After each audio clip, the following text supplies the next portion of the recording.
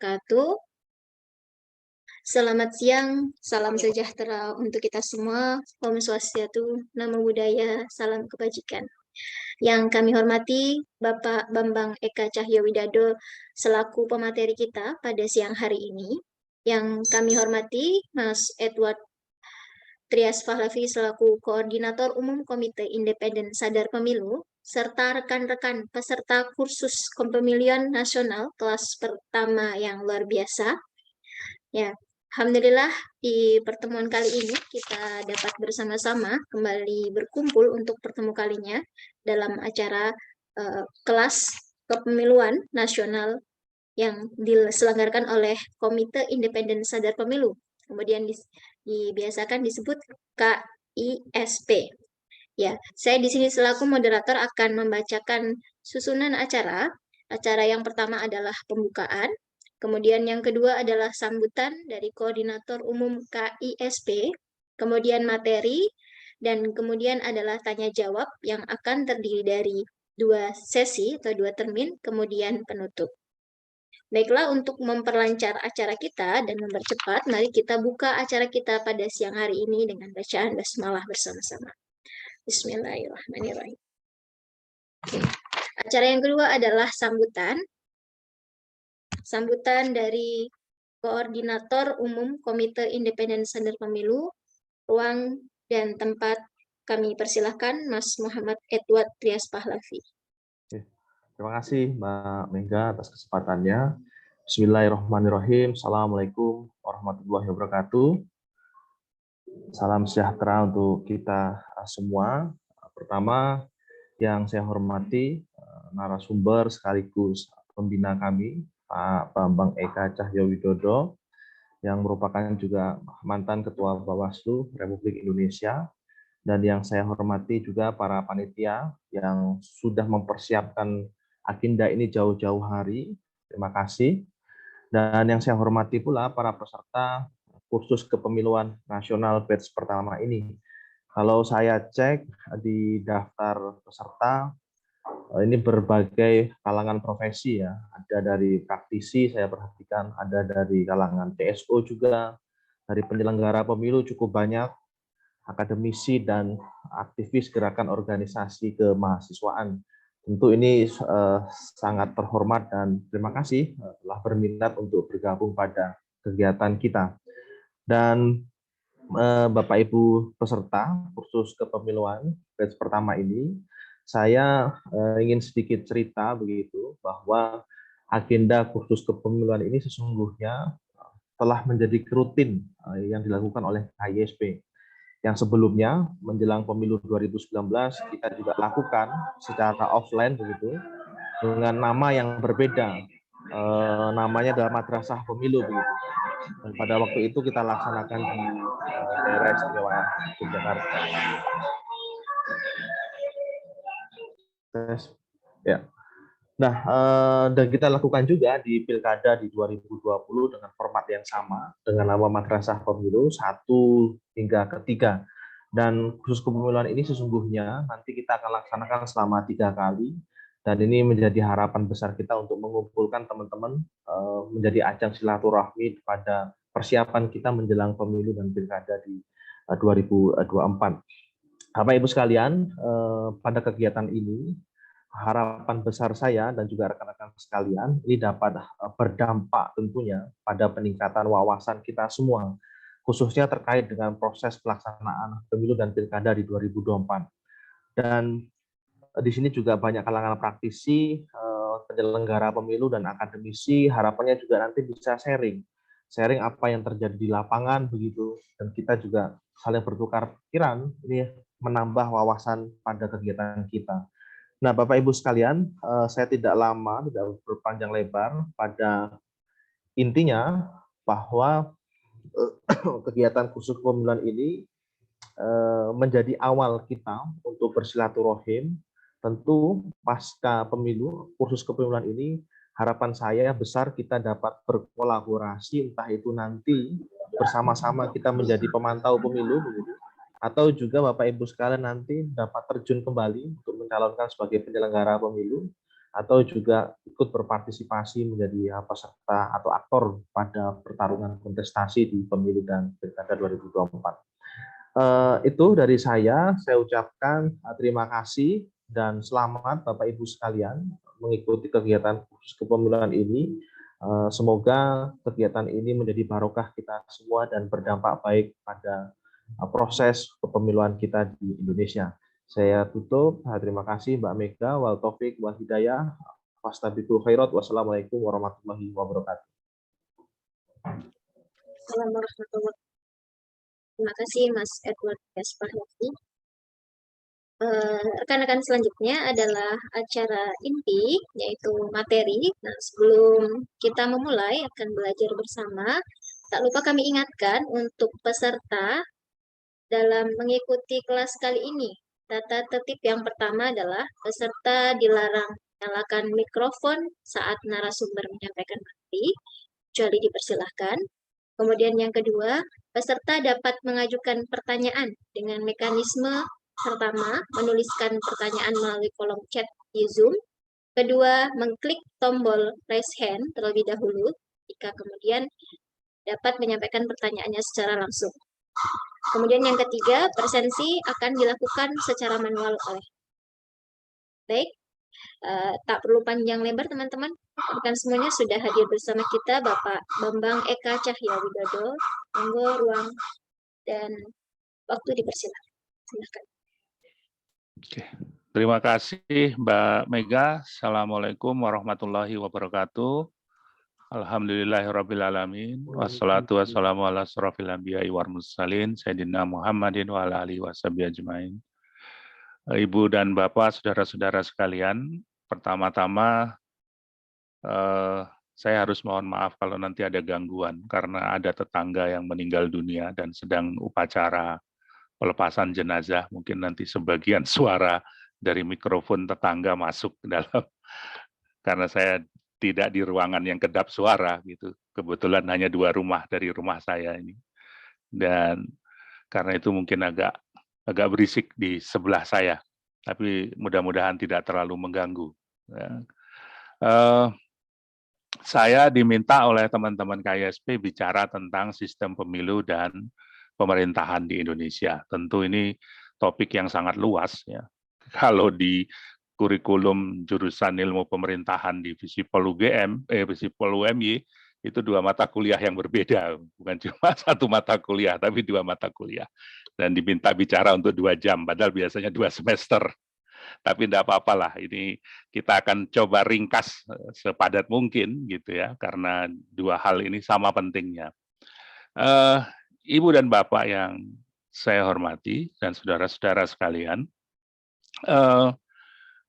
pertama kita harus melihat ke konstitusi ya, konstitusi negara kita, Undang-Undang Dasar 45 dan amandemennya. Ada perintah yang sangat penting di sana, bahwa negara kita itu adalah negara demokrasi, sekaligus juga negara hukum. Jadi nomokrasi. Jadi ada 2 hal itu yang paling fundamental yang harus kita pahami, dan itu berhubungan erat dengan pemilu. Jadi sebagai negara demokrasi dimandatkan di pasal 22E Undang-Undang Dasar 45 itu bahwa kita harus menyelenggarakan pemilihan umum setiap 5 tahun sekali ya. Jadi di situ jelas mandatnya, pemilu itu adalah memilih presiden, wakil presiden, anggota DPR, DPD, DPRD provinsi, dan DPRD kabupaten kota. Nah, tahun 2024 besok kita akan memilih 2 kali di tahun yang sama, memilih presiden, wakil presiden, DPR, DPRD, DPD itu pada 14 Februari itu, kemudian Novembernya kita akan memilih kepala daerah. Jadi agenda kita tahun 2024 itu, agenda konstitusional kita itu sangat padat. Dan tentu kita harus memahami sebetulnya apa sih pemilu yang kita kerjakan itu. Pertama saya ingin mengatakan bahwa kita punya banyak sekali sistem pemilu. Jadi kita punya sistem pemilu yang berbeda untuk pemilihan presiden, untuk pemilihan DPR, untuk pemilihan DPD, dan untuk pemilihan kepala daerah. Jadi semua model pemilihan itu punya sistemnya sendiri-sendiri, dan karena itu kita punya kewajiban untuk memahami, mempelajari kenapa, bagaimana dan sistem tersebut dijalankan. Karena ini pengetahuan yang sangat fundamental. Di samping itu, karena kita juga belum sepenuhnya mengkompilasi peraturan perundang-undangan berkaitan dengan pemilu ini, karena diatur dalam undang-undang yang berbeda untuk pemilu presiden, wakil presiden, DPR, DPD, dan DPRD, itu di Undang-Undang 7 2017. Sementara untuk pemilu kepala daerah atau pemilihan pilkada itu diatur dalam Undang-Undang 10 2016. Dan perbedaan pengaturan itu masih terjadi, dan itu menjadi masalah yang cukup kompleks. Karena apa? Karena setiap penyelenggaraannya mempunyai kerangka hukum yang berbeda dan punya konsekuensi yang berbeda. Itu yang paling penting dipahami. Nah, menjadi sangat penting buat kita memahami apa itu sistem pemilu. Saya izin untuk share screen dari materi yang saya siapkan, dan mudah-mudahan apakah sudah terlihat dengan baik monitornya? Ya, oke.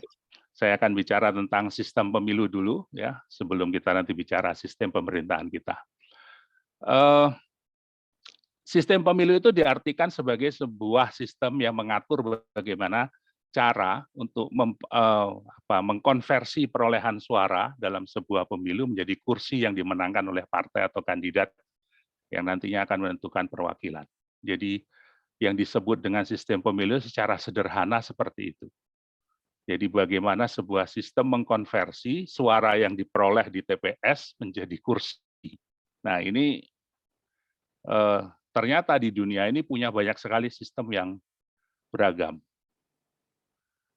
Ini kalau di S1 di mata kuliah tata kelola pemilu di jurusan kami dipelajari semua ini. Tapi kita nggak mungkin pelajari semua hari ini.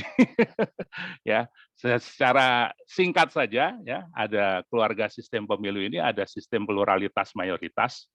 Ini yang sering disalah ucapkan oleh banyak orang sebagai sistem distrik. Padahal ini aslinya ya semua sistem bisa pakai bisa sistem distrik, jadi nggak ada hubungannya dengan distrik. Distrik itu sebetulnya adalah daerah pemilihan yang juga bisa diberlakukan di sistem proporsional. Tapi orang Indonesia terlanjur latah, biasanya disebut dengan sistem distrik, padahal itu salah. Nah, kalau di mata kuliah saya, mahasiswa ujian menyebutnya dengan sistem distrik, saya nggak kasih nilai, karena itu salah. Ya, jadi sistem pluralitas mayoritas itu yang paling populer itu adalah first past the post atau FPTP. Ini sistem yang sangat populer, paling tua, paling mudah, dan sederhananya sangat sederhana sekali sistemnya, yaitu siapa yang paling banyak dapat suara dialah yang menang, itu FPTP. Kemudian ada two round system. Two round system ini sistem 2 putaran, atau orang Indonesia bilang sistem final. Saya nggak tahu finalnya di mana gitu, tapi 2 putaran.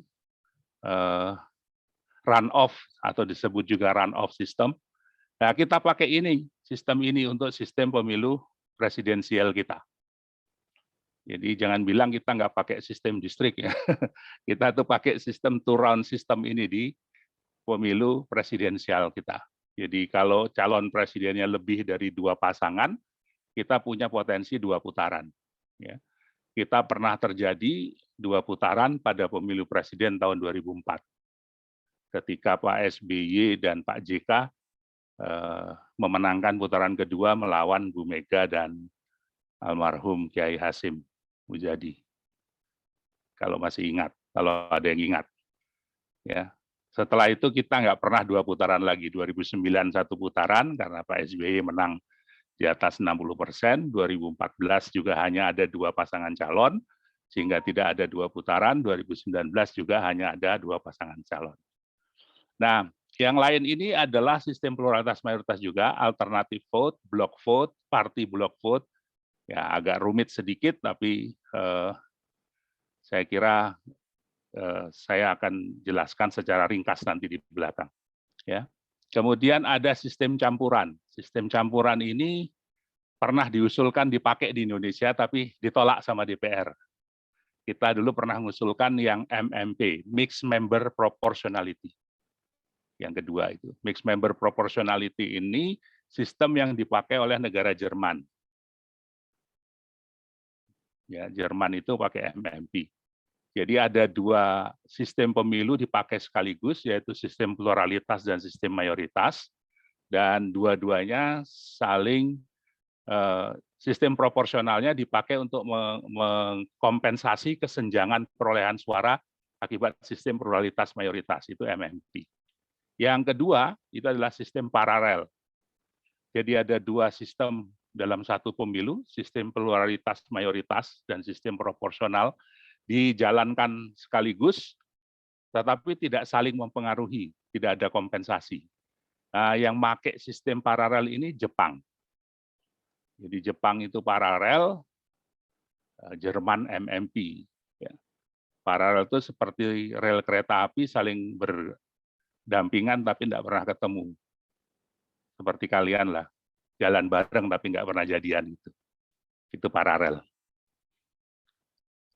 Yang ngerasa ya biar ngerasa aja. Ini sistem campuran ini banyak atau sering diusulkan untuk digunakan di Indonesia karena dianggap mempunyai dampak yang positif, tapi sampai hari ini belum disetujui. Jadi beberapa kali kita hampir menggunakan MMP, tapi kemudian kita balik lagi ke sistem proporsional. Nah, sistem proporsional tentu kita sudah sangat sering mendengar. Ini adalah sistem yang kita gunakan sampai hari ini di Indonesia, terutama adalah daftar PR atau sistem proporsional dengan list nama calon. Ya. Nah, daftar PR ini ada yang terbuka, ada yang tertutup. Open list, ada yang close list. Open list itu berarti nama-nama calon anggota legislatif dicantumkan di surat suara sehingga kita bisa memilih langsung calonnya seperti yang kita lakukan di pemilu 2009, 14 dan 2019 yang lalu. Ada yang close list. Close list itu yang kita pakai pada pemilu-pemilu Orde Baru sampai pemilu 99. Ya, itu kita pakai close list. Kita hanya milih partai, tidak milih calegnya gitu. Dan tentu masing-masing punya kelebihan dan kelemahan. Nanti bisa kita bahas. Kemudian ada sistem single transferable vote, ya. Ini juga termasuk kategori proporsional. Kemudian ada single, ini sistem yang lain, single non transferable vote dan yang lain-lain. Ini agak jarang yang lain. Tapi kita memakai semua. Jadi untuk pemilu presiden kita pakai TRS ini. Untuk pemilu legislatif DPR, kita pakai daftar PR dengan open list. Untuk pemilu DPD, kita pakai single non-transferable vote. Ya. Jadi, kalau ditanya dalam ujian, kita pakai sistem pemilu yang mana, Anda harus menjawab pemilu yang Anda maksud yang mana, kan begitu. Jangan sembarangan jawab, karena sebetulnya kita memakai banyak sistem pemilu bersamaan dalam pemilu itu. Nah, sementara untuk pemilu kepala daerah kita awalnya memakai TRS, two round system, tapi kemudian undang-undang kita berubah itu menjadi first past the post ya. Jadi terakhir kita menggunakan sistem suara terbanyak gitu. Ini secara ringkas saya sampaikan dengan cepat ya. Nah, apa sih elemen-elemen yang penting dari sistem pemilu? Reynolds, Reilly, dan Ellis ya, dan kawan-kawan mengatakan bahwa ada beberapa unsur yang penting dalam sistem pemilu. Ya, yaitu yang pertama adalah pencalonan. Jadi mekanisme pencalonan, daftar calon, dan sebagainya itu adalah bagian yang paling penting dalam sistem pemilu. Ya, terbuka atau tertutup, kita bisa milih langsung orangnya atau hanya milih partai, itu adalah unsur yang penting. Kemudian rumus matematis untuk mengkonversi kursi. Nah, kita itu berubah-ubah loh ya. Sistem pemilu kita dalam rumus matematis ini.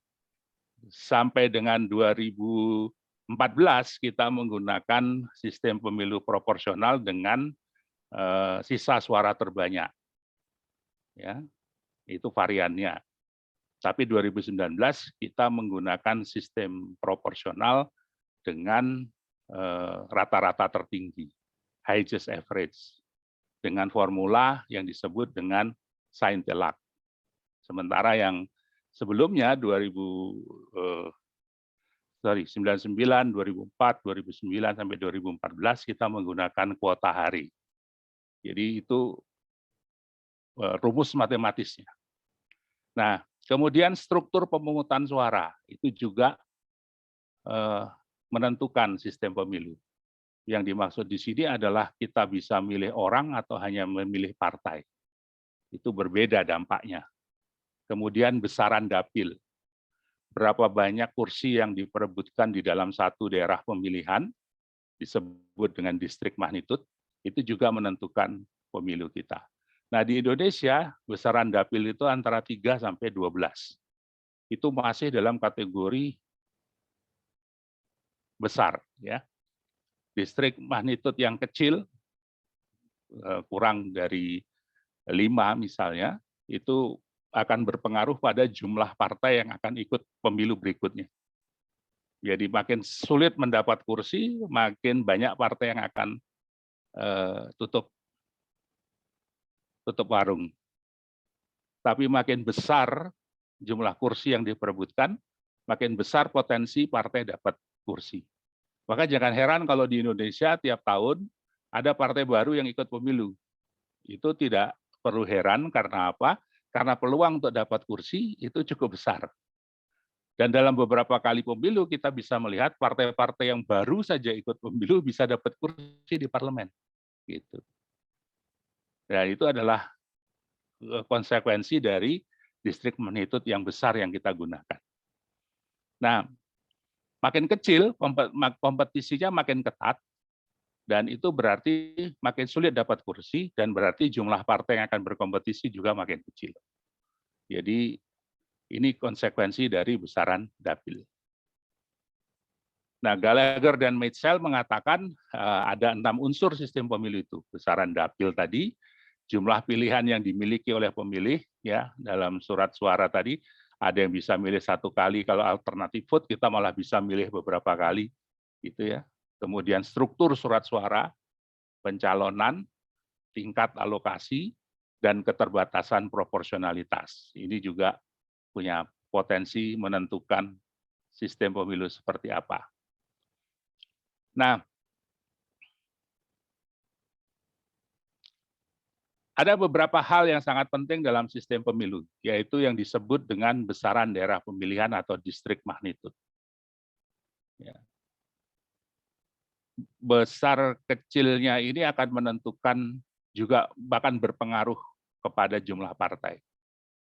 Nah, partai-partai itu cenderung lebih suka kalau distrik magnitudenya besar karena peluang dapat kursinya juga lebih besar. Apalagi dalam komposisi seperti yang terjadi di Indonesia, tidak ada partai yang betul-betul dominan. Gitu. Kemudian yang kedua, pencalonan. Pencalonan ini terbuka atau tertutup juga akan mempengaruhi jumlah calon, kemudian pola kompetisi.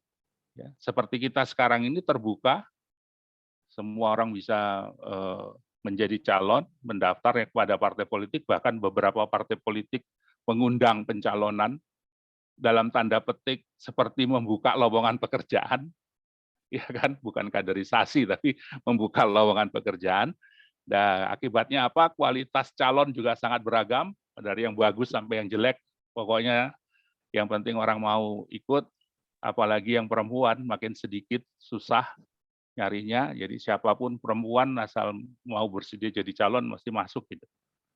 Karena perintah undang-undang kita 1 dari 3 calon itu harus perempuan, dan itu membuat partai politik biasanya bingung cari calon gitu. Ya.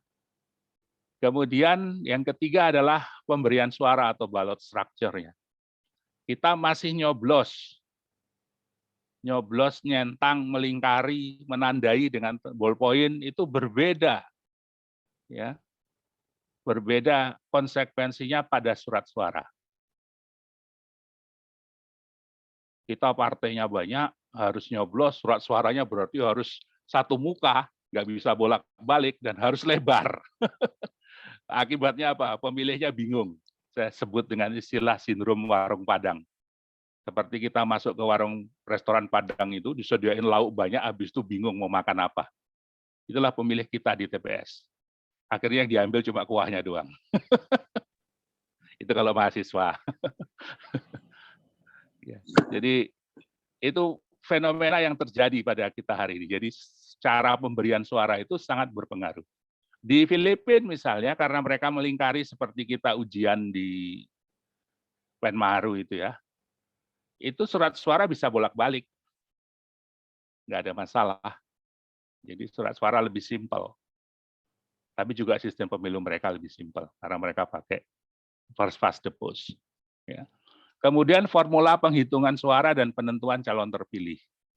Sistem suara terbanyak seperti yang kita pakai di Indonesia, itu akan mengakibatkan para calon berlomba-lomba melakukan politik uang. Ya. Tapi kalau formula penghitungan suaranya model kuota hari seperti yang dulu dengan close list, di mana kita tidak tahu siapa calonnya, yang penting hanya partainya, nomor urutnya ditentukan oleh partai politik, politik uang tidak terlalu signifikan dampaknya. Jadi karena orang semua pengen kepilih dan suara per orang itu menentukan dia terpilih atau tidak, maka orang akan cenderung melakukan politik uang. Ambang batas, ini tentu sangat menentukan. Di kita ada dua jenis ambang batas. Yang pertama disebut electoral threshold, yaitu ambang batas untuk ikut pemilu berikutnya. Yang kedua ada parliamentary threshold, ambang batas untuk mendapat pembagian kursi di tingkat pusat sana. Jadi parliamentary threshold hanya berlaku untuk tingkat pusat. Di provinsi, kabupaten tidak. Maka kalau ada partai politik yang tidak punya wakil di pusat, tapi punya wakil di provinsi, kabupaten, kota, itu artinya dia bisa jadi tidak lolos ambang batas parliamentary threshold. Ya, ambang batas parlementer. Jadi di kita kalau nggak salah 4,5 ya, nanti dicek lagi di undang-undang, saya agak lupa. Nah, yang terakhir adalah penjadwalan penyelenggaraan pemilu. Ini juga menjadi bagian penting dari sistem pemilu. Ya. Jadi jadwal tahapan proses yang terjadi dalam hal penyelenggaraan itu menjadi bagian penting dari elemen dari sistem pemilu yang kita gunakan. Nah, ini karakteristik dasarnya dari kelompok tadi ya. Ada sistem pluralitas mayoritas, ada sistem proporsional tadi. Nah, dalam sistem pluralitas mayoritas itu wilayah negara dibagi dalam daerah pemilihan atau distrik yang disebut dengan distrik atau dapil, daerah pemilihan yang masing-masing punya nilai kursi. Ya.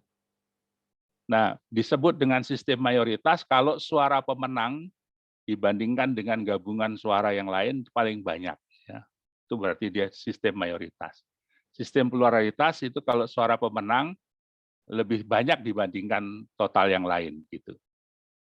Nah, ini dia perbedaannya.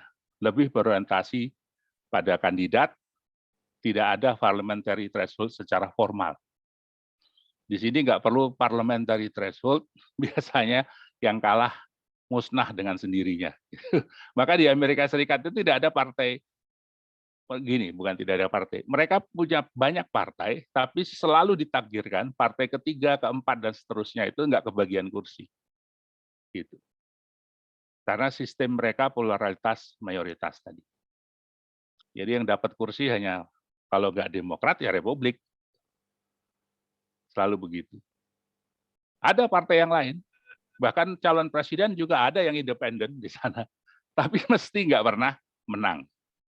Itu implikasi dari sistem pluralitas mayoritas. yang membuat sistem ini menarik adalah perbedaan antara satu partai dengan partai yang lain itu biasanya sangat signifikan, sangat jelas. Karena itu kita bisa melihat gaya politik Demokrat dengan gaya politik Republik itu berbeda. Kalau Partai Republik yang menang misalnya, ya cenderungannya mereka menolak pajak yang tinggi, kemudian senang ngajak perang negara lain, biasanya begitu.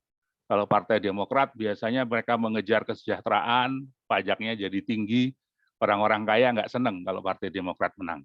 Tapi orang-orang miskin dan masyarakat menengah di Amerika suka, karena berarti pelayanan kesehatan, pelayanan sosial menjadi diperhatikan. Jadi karakteristiknya seperti itu. Nah, ini sistem pluralitas mayoritas.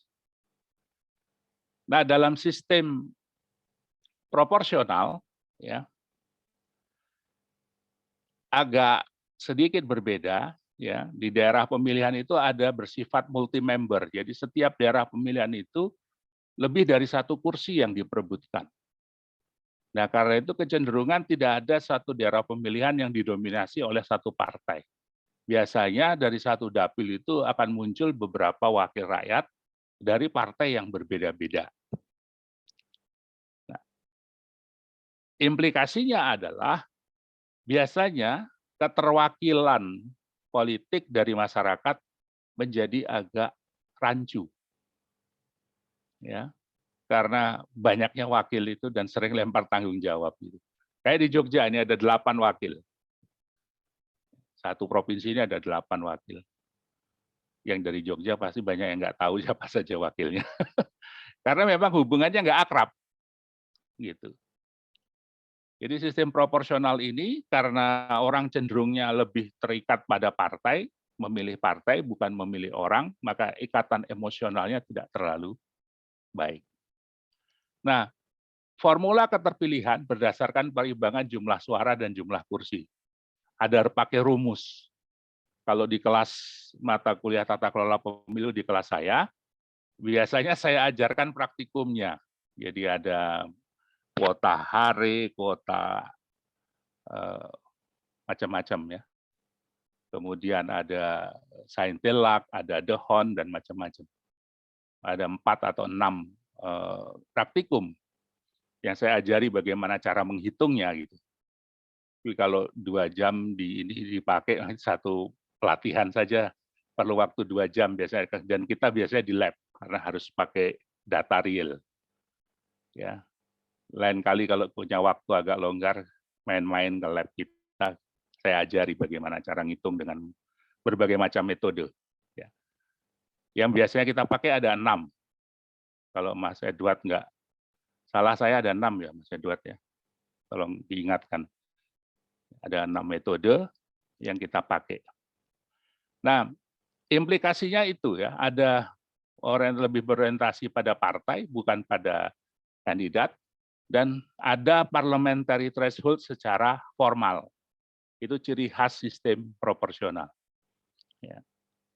Jadi dia harus dicantumkan secara formal supaya kemudian mengurangi jumlah partai. Sementara dalam sistem mayoritas pluralitas tadi, dia tidak mencantumkan threshold secara formal, otomatis dia akan memotong yang kecil-kecil.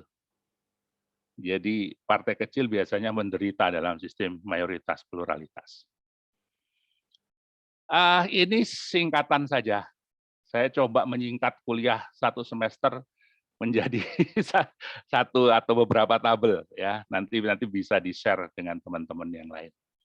Ya, ini first past the post, jumlah kursi per dapil 1, cara memberikan suaranya 1 pemilih 1 suara, cara menghitung adalah pluralitas. Two round system itu 1 kursi, 1 dapil, 1 pemilih 1 suara, mayoritas 50% plus 1. Jika tidak ada yang mencapai 50% plus 1, masuk ke putaran kedua sampai terdapat 50% plus 1. Gimana kalau calonnya cuma 2? Ya dulu kita pernah ribut ya, 2019 kalau masih ingat itu. Calonnya cuma 2, Terus ada yang bilang ini harus masuk putaran kedua, mau muter-muter ya, kalaunya cuma 2 ya tetap nggak bisa. Mau muter berapa kali. Kemudian ada yang disebut dengan alternative vote. Nah, 1 dapil 1 kursi. Di sini pemilih bisa memilih dari 1 calon, lebih dari 1 calon dengan cara meranking. Atau dia sering juga disebut sebagai preferential vote. Calon yang ranking 1-nya paling banyak, yang menang. Calon yang ranking 1-nya paling sedikit dieliminasi, biasanya begitu. Untuk terus dihitung sampai semua kursi teralokasikan. Party block vote, kita bisa milih lebih dari 1 kursi, boleh mencalonkan lebih dari 1 caleg, tapi pemilih hanya punya 1 suara. Sistemnya suara terbanyak. Block vote juga begitu, lebih dari 1 kursi, suara terbanyak bisa digunakan dengan partai politik yang saling berdekatan. Nah, ini sistem proporsional yang tadi sudah kita bahas. List proportional system. Lebih dari 1 kursi, pemilih hanya punya 1 suara, partai memperoleh kursi secara proporsional dengan perolehan suara. Bisa open, bisa close list. Single transferable vote, lebih dari 1 kursi, pemilih punya lebih dari 1 suara, pemilih bisa meranking dengan menggunakan kuota, ya, suara melebihi ya sisa yang diberikan pada sisa yang berikutnya. Ini yang disebut dengan campuran. Mixed member tadi sudah saya jelaskan. 1 kursi per dapil, ada kursi kompensasi. Cirinya mixed member tadi kompensasi, kalau paralel tidak ada kompensasi. Ya, jadi ada yang dibagi secara mayoritas, ada yang dibagi secara proporsional. Itu cirinya. Nah, single non-transferable vote ini yang kita pakai di Indonesia untuk pemilu DPD, Dewan Perwakilan Daerah. Pada prinsipnya lebih dari 1 kursi, pemilih hanya punya 1 suara diberikan pada calon. Prinsipnya calon terpilih berdasarkan suara terbanyak. Ya. Contoh distrik dengan 4 wakil, suara dijamin memenangkan kursi suara, dapat berharap memenangkan dengan 4 wakil. Ini kalau di Jogja itu proporsional dipakai single transferable vote, itu Kanjeng Ratu Emas itu kursinya 4-4 untuk dia. Karena perolehan suaranya 4 kali lebih banyak dari calon yang lain. Tapi karena kita prinsipnya suara terbanyak, maka urutan 1, 2, 3, 4 itu DPD. Nah, kita jarang membicarakan DPD ini, dan jarang juga membicarakan sistem pemilunya, seolah-olah dia sistem pemilu yang aneh gitu, padahal dia ada. Limited vote juga begitu, board account ini sangat jarang dipakai, hanya di 1 negara. Nah, ini yang kita pakai di Indonesia. Mayoritas pluralitas kita pakai dalam sistem pemilu presiden dan wakil presiden, pemilihan kepala daerah, wakil kepala daerah, kita pakai ini. Kemudian sistem proporsional dengan open list system hari ini, kita pakai di pemilu legislatif, DPR, DPRD provinsi, dan DPRD kabupaten kota. Kemudian DPD kita menggunakan single non-transferable vote. Ya, jadi kalau ditanya sembarangan Indonesia pakai sistem apa gitu, Anda harus tanya dulu. Kadang-kadang yang tanya nggak paham tuh, pemilu apa dulu, gitu. Kalau Anda jawab salah satu ini, nggak salah loh. Wong dia cuma tanya Indonesia pakai sistem pemilu apa tuh. Jadi jangan sembarangan bertanya, gitu, karena bisa keliru jawabannya. Ini sering keluar di ujian, dan sering mahasiswa juga salah menjawab. Karena biasanya kecenderungan jawabnya yang tengah, yang ini. Karena ini yang paling populer. Seolah-olah kita cuma pakai ini, padahal kita pakai 3 sistem yang berbeda. Ya.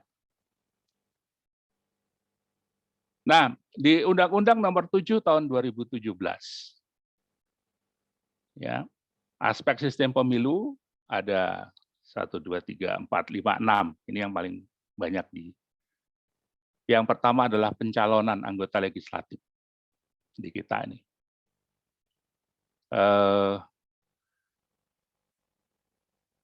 sekarang ini baru pendaftaran partai politik ya. Ini juga harus diperhatikan teman-teman semua. Ini bentar lagi akan verifikasi. Nah, kalau daftar tuh banyak yang senang ya, happy, teriak-teriak rame-rame, kerutukan gitu ya. Tapi begitu diverifikasi nanti banyak yang gugur. Karena sulit memenuhi ketentuan undang-undang dasar, undang-undang pemilu kita, 100% jumlah provinsi harus punya, kemudian 75% kabupaten kota, itu tentu bukan perkara yang mudah, termasuk 1.000 anggota atau 1/1000 jumlah penduduk, itu sulit untuk dipenuhi. Kemudian ambang batas suara DPR atau yang disebut dengan parliamentary threshold. Di kita ini juga lumayan tinggi, hingga banyak partai yang dapat suara tapi nggak dapat kursi di parlemen. Ini juga signifikan dampaknya.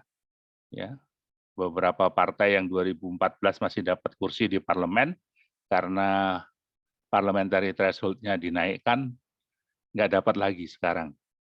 Kalau nggak salah Hanura yang kena itu ya. Coba nanti dicek lagi, Mas Edward. Seingat saya Hanura yang kena itu. Nah, yang ketiga berkaitan dengan pencalonan presiden dan wakil presiden. Di Indonesia ini agak rumit pencalonan presiden dan wakil presiden kita ini. Pertama, harus mencalonkan itu adalah partai politik atau gabungan partai politik. Itu yang paling prinsip. Nah, problemnya ada yang disebut dengan presidensial threshold atau yang sering digugat itu ya. Sebetulnya nggak tepat juga disebut presidensial threshold, tapi syarat pencalonan presiden. Yaitu minimal harus punya 20% kursi atau 25% suara. Jadi bisa memilih partai-partai itu. Mau mengusung calon presiden berdasarkan perolehan kursinya, minimal 20% kursi di DPR, atau 25% suara. Nah, terjadi perdebatan ini di kita sampai hari ini, masih digugat lagi, belum lama ini oleh PKS, bahwa syarat ini terlalu berat dan mengakibatkan calon menjadi sangat sedikit. Padahal kita itu punya mekanisme two round system, yang sebetulnya itu adalah juga mekanisme seleksi calon presiden. Jadi putaran pertama mungkin bisa aja 5 calon seperti pada 2004, tapi kemudian di putaran kedua tinggal 2 calon yang mendapatkan suara terbanyak pertama dan kedua. Nah, tapi MK sampai hari ini masih menolak gugatan judicial review terhadap pasal ini, threshold ini. Kemudian soal alokasi kursi per dapil, ada banyak problematik di kita. Satu, tidak seimbang dapil yang satu dengan dapil yang lain. Ada yang dapilnya padat sekali, karena memang jumlah penduduknya banyak. Ada yang jarang sekali. Ada yang cuma 3, 1 dapil, kayak Papua Barat, Maluku Utara, saya tahu udah tambah belum ya. Tapi ada yang 1 dapil 10, bahkan 1 provinsi itu karena gabungan beberapa dapil bisa 30, 40, ada yang banyak sekali. Nah, ini memang problematik di kita, karena memang sebaran penduduk kita tidak merata. Tapi juga harga kursi per dapil itu membuat kita dari sisi keadilan itu sering menjadi persoalan. Jadi cari kursi di Jakarta, di Pulau Jawa ini lebih sulit. Dapat 1.000 suara belum tentu dapat kursi. Tapi di luar Jawa dengan 1.000 suara mungkin sudah dapat 1 kursi. Harganya begitu. Apalagi di DPD ya. DPD itu Jawa Timur yang penduduknya berapa itu? Saya lupa. Dengan Papua yang penduduknya lebih sedikit sama jatahnya 4 kursi. Itu mengakibatkan alokasi kursi per dapil kita itu masih jomplang, tidak seimbang. Kemudian juga kita masih punya problem ya ketidakadilan itu ya. Ada beberapa kali dapil yang menggugat. Riau itu yang sering jengkel. Riau itu mestinya sejak 2009 dia harus sudah tambah kursinya, tapi baru 2014 kayaknya dia ditambah. Itu juga berpengaruh ya, karena jumlah penduduknya nggak seimbang dengan jumlah kursi yang dialokasikan.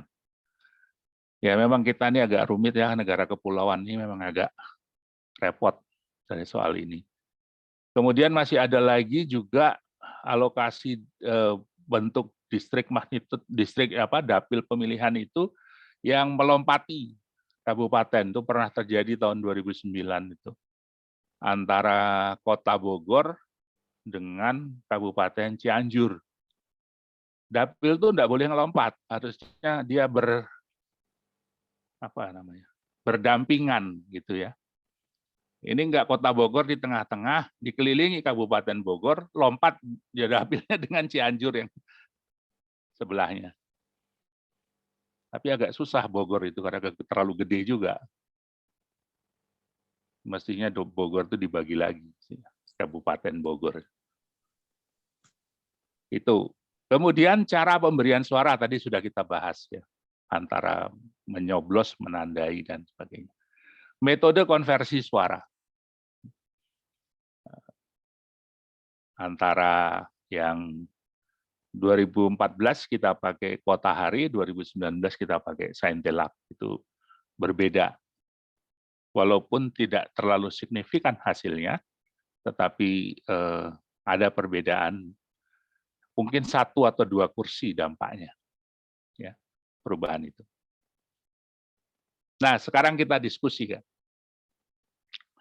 Ini ada pernyataan yang mungkin kita perlu diskusikan. Sistem proporsional lebih menguntungkan caleg perempuan. Gimana pendapat Anda? Atau apa argumen Anda kalau mendukung atau tidak mendukung pernyataan ini? Ini berkaitan dengan caleg perempuan. Di kolom komentar atau boleh langsung? Silakan di kolom komentar boleh, nanti kita tanggapi. Tapi ini udah banyak banget yang komentar nih. Ini. Oh, ini ada yang raise hand. Silakan. Mbak Cici Kartika, benar? Iya. Assalamualaikum warahmatullahi wabarakatuh. Waalaikumsalam. Bapak. Iya, silakan. Saya kira ada sisi yang menguntungkan, namun ada juga tidak. Semuanya tuh balance gitu ya Pak ya. Kenapa kita bisa katakan menguntungkan? Karena memang secara proporsionalnya, kalau kita merunut pada undang-undang, ada perasa yang menyatakan bahwa memang kuota 30% itu adalah sebuah keharusan. Tapi di sisi lain, apabila kita lihat dalam kaca politik kita Pak di Indonesia, bahwasanya proses itu seringkali terkontaminasi oleh semisal adanya relasi kekuasaan Pak antara partai itu seringkali kemudian yang bisa masuk ataupun menduduki posisi-posisi tersebut itu ya apabila kader-kader yang istilahnya itu memiliki latar belakang kayak semisal mohon maaf nih saya sebut putrinya yang berkaitan erat dengan pondok pesantren misal gitu kan, atau anaknya para petinggi gitu kan, seperti itu, atau yang dekat dengan anaknya pengusaha, atau yaitu ada relasi-relasi dinasti lah yang kemudian itu menguntungkan bagi perempuan yang memiliki latar belakang tersebut. Akan tetapi bagi di sebagian lain kayak semisal kita yang benar-benar kemudian bergerak dari bawah gitu kan untuk mencapai posisi-posisi tersebut sebagai perempuan itu sangat sulit. Iya. Seperti itu. Itu mungkin Pak sedikit pendapat saya. Terima kasih Mbak Cici. Yang berikut Mas Rusdin ya. Mungkin ada pendapat? Ya, makasih Pak Bambang. Kalau saya sebenarnya hampir sama dengan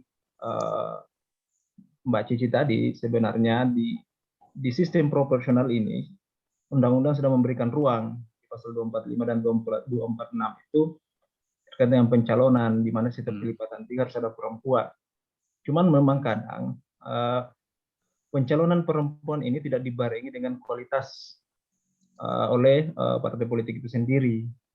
Di daerah kami, Pak, kebetulan saya di luar Jawa, saya di Sulawesi.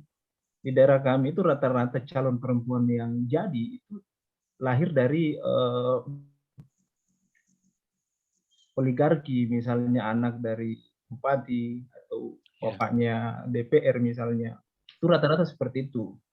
Jadi persoalan kompetensi perempuan ini adalah persoalan terakhir di proses ini. Jadi memang butuh instrumen lain sebenarnya, sehingga perempuan ini tidak hanya dipandang persoalan 30%-nya saja, tetapi bisa sebanding dengan kualitas dan kompetensi perempuan itu sendiri. Itu saya mungkin, Pak. Terima kasih. Oke. Ini fakta kenyataannya seperti itu, bahwa sistem proporsional tertutup itu lebih menguntungkan perempuan sepanjang perempuan ditempatkan di nomor urut jadi. Tapi sistem proporsional terbuka seperti yang kita pakai, maka yang terjadi seperti Mbak Cici dan Mas Rusdin tadi, perempuan yang terpilih pada biasanya adalah bagian dari dinasti politik atau setidaknya mungkin punya sumber daya yang cukup kuat gitu. Jadi ini menunjukkan bahwa tidak selalu sistem proporsional itu menguntungkan caleg perempuan.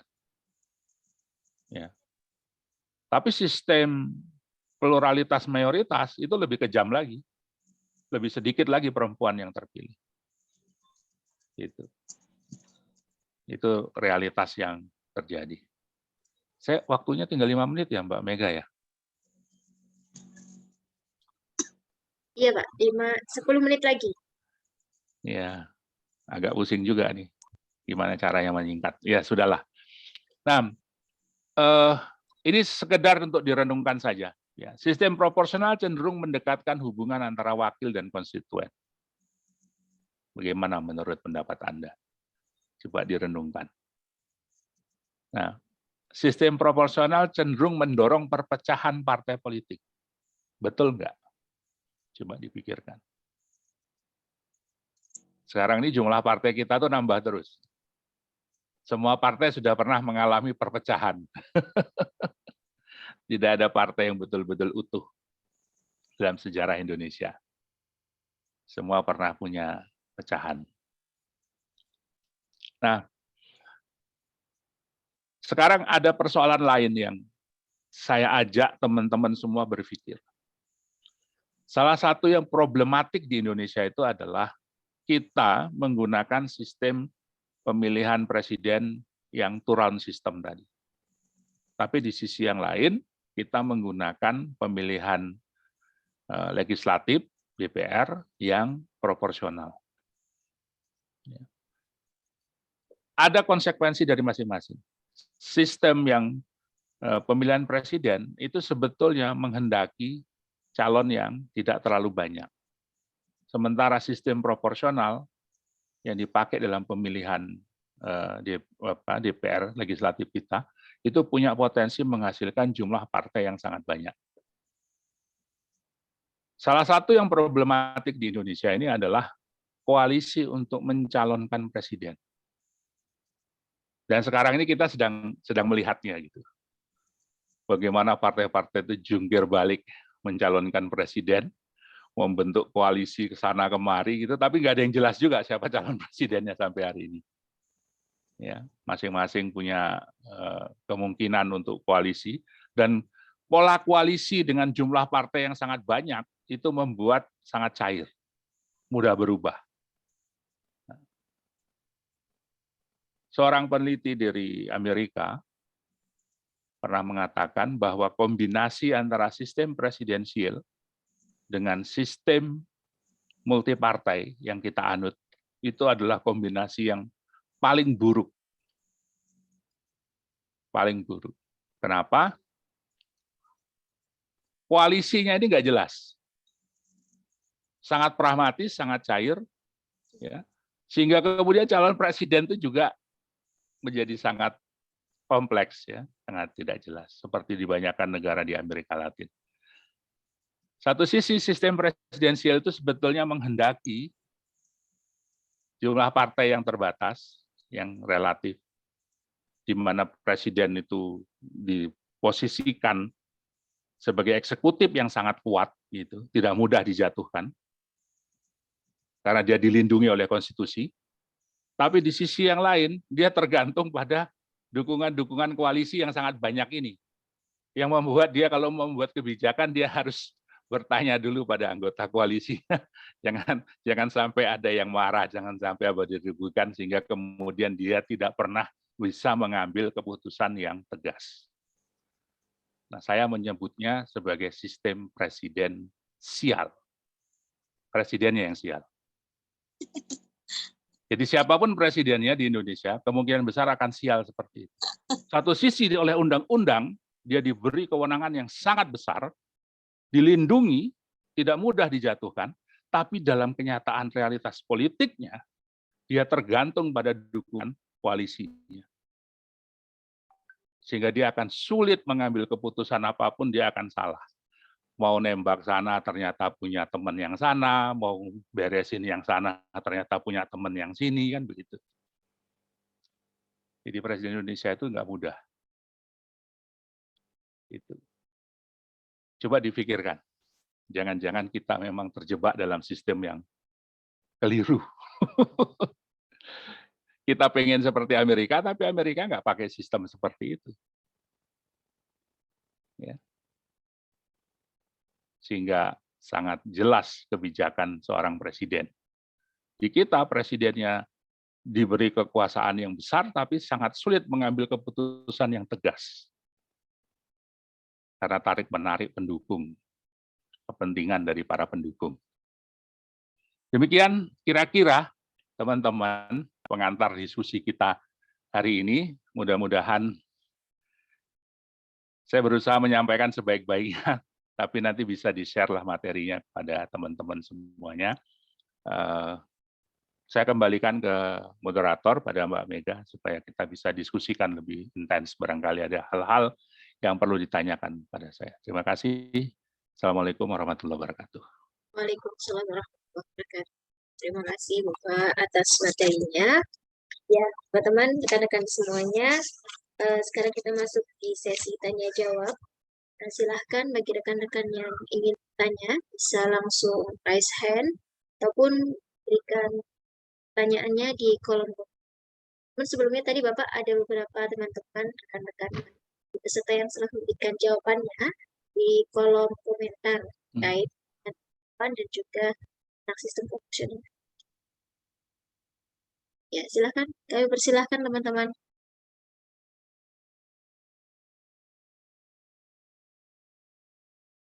Oke, sudah satu masuk. Izin saya bacakan pertanyaan pertama. Selamat siang Bapak Ibu, perkenalkan saya Afrikon dari Sumbar.